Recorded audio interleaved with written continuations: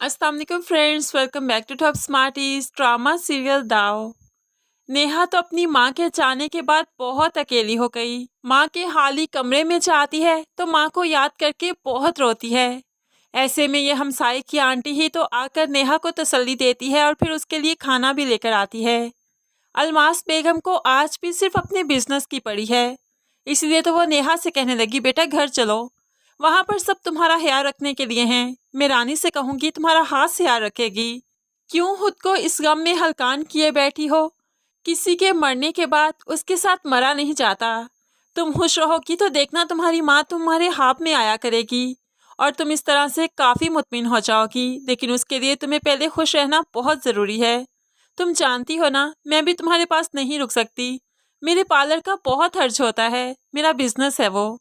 अब यहाँ पर अलमास बेगम को तो सिर्फ अपनी पड़ी है कि जैसे तैसे करके नेहा घर चली जाए और फिर अलमास बेगम उसे पार्लर पर भी ले जाए। लेकिन फिलहाल नेहा अपनी माँ का घर छोड़कर नहीं गई, जिसकी वजह से अलमास बेगम को अकेले ही पार्लर जाना पड़ा और वो काफ़ी गुस्से में भी है। ऐसे में आसिम की कॉल आ गई, जो पैकिंग करके बैठा है कि अभी वापस जाना है। लेकिन यहाँ पर अलमास बेगम रोक देती है, बेटा जो होना था हो गया, तदफीन हो गई, तुमने भला आकर क्या करना है?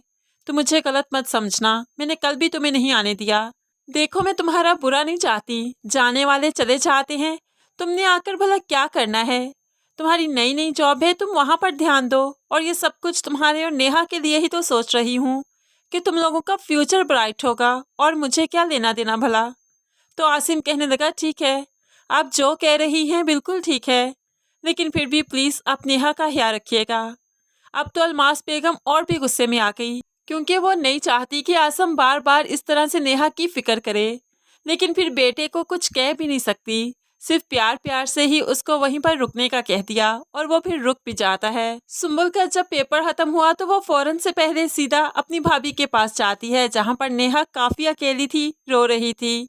सुंबल ही है जो वो उसे तसल्ली देती है और उसके बाद उसको सुला भी देती है। नेहा का सर दबाती है क्योंकि उसके सर में काफ़ी दर्द था।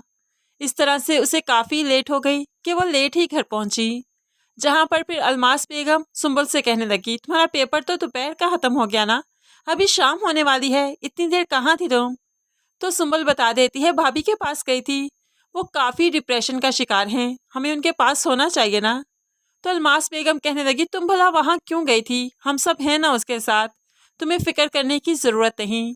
तो सुंबल मुस्कुराने लगी और कहने लगी, कब है हम पास? कौन है उनके पास? मैं हूँ, आप है, अंबर है, कौन है उनके पास? भाई भी तो नहीं, उन्हें तो आपने आने ही नहीं दिया। अलमास बेगम को सुंबल की बातों पर गुस्सा तो बहुत आया, लेकिन फिर कुछ कह भी नहीं सकी। दूसरी तरफ अब साद और निशा का वलीमा भी हो गया। साद निशा के लिए फूल लाया तो निशा बहुत खुश हो जाती है। आप जानते हैं, मुझे दो चीज़ें बहुत पसंद हैं। तो साद कहने लगा, एक तो फूल और दूसरा? तो निशा मुस्कुराते हुए कहने लगी, चौदहवीं का चांद। मुझे चौदहवीं का चांद बहुत पसंद है। साद को निशा की ऐसी बातों पर बहुत गुस्सा आता है, लेकिन फिलहाल वो जब्त किए बैठा है, क्योंकि वो आली और उसकी माँ का यहाँ से जाने का इंतजार कर रहा है।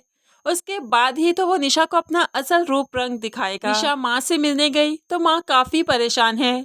बेटा तुम्हें छोड़कर जाना नहीं चाहती, लेकिन आली की जॉब का मसला आ गया, उसे फ़ौरन ज्वाइनिंग देनी है, इसलिए जाना पड़ रहा है। लेकिन मैं जानती हूँ साथ तुम्हें बहुत खुश रखेगा। आबदा बेगम भी बहुत अच्छी खातून हैं, वो भी तुम्हें बहुत खुश रखेंगी। तो निशा रोते हुए कहने लगी, आप मेरी फिक्र मत कीजिए, मैं बहुत खुश हूँ। आप अपना ख्याल रखिएगा, अपनी तबीयत का ख्याल रखिएगा, मैं आपकी वजह से फिक्रमंद रहूँगी।